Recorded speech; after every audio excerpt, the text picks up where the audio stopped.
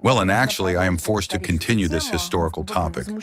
We received with deep indignation reports of another act of sacrilegious desecration of the memory of Soviet soldiers in Lithuania, where a campaign to destroy the Soviet memorial heritage and falsify history is in full swing. Vilnius is attempting, in emergency mode, to erase the people's memory of the great victory and the role of the Red Army in the liberation of the Baltic States from the Nazi invaders. The barbaric actions committed by the Lithuanian authorities in the center of the city of Šiauliai to relocate the remains of Soviet soldiers and officers from central squares and parks serve as further evidence of such an approach. Their motive is standard. As they say, the graves of heroes supposedly, direct quote, contribute to the promotion of Russian narratives about the Great Patriotic War. What kind of Russian narratives are these? These are facts, confirmed by the Nuremberg Tribunal. Lithuanian gravediggers have already begun desecrating the resting place of 53 Red Army soldiers and officers, including 3 heroes of the Soviet Union, as well as the Soviet military leader Major General Alexander Ivanovich Pomoshnikov. All of them gave their lives for the liberation of the Baltic States from the Brown Plague. In the list of those buried, whose remains are being desecrated now, before our very eyes, are warriors from all over Russia and Ukraine.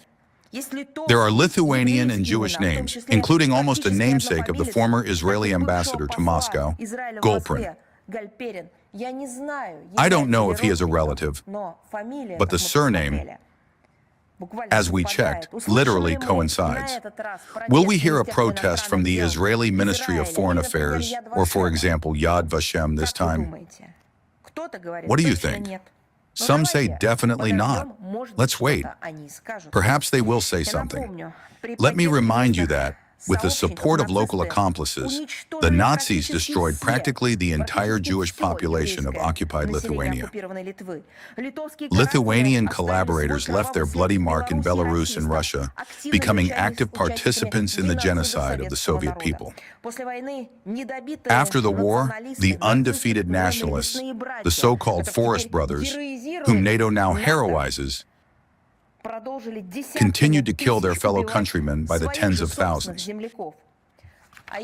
And their ideological heirs are now completing what was started, destroying the memory of the Soviet soldier liberators. The organizers of this sacrilegious act do not hide the fact that they are in a hurry to complete their dark deed before May 9th. You know, it's just real.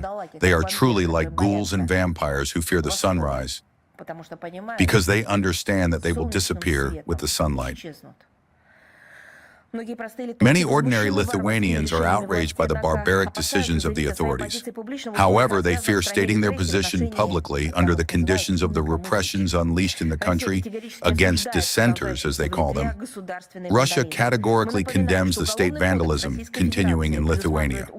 We remind you that the Criminal Code of the Russian Federation provides for criminal liability for the destruction, damage, or desecration of military burials, including those located abroad. We call upon all international organizations, all human rights structures, all public movements throughout the world that devote their strength, time, and activities to the protection of historical memory, not to pass by.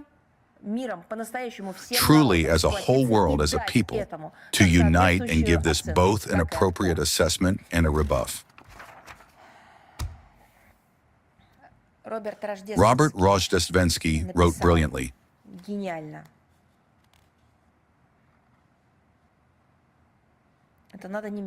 "The dead do not need this, the living need it.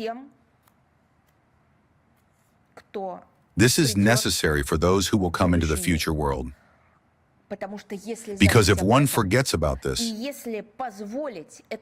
if one allows this sacrilege and barbarism to climb back onto the pedestal, history has already borne witness to what happens to such peoples. They disappear."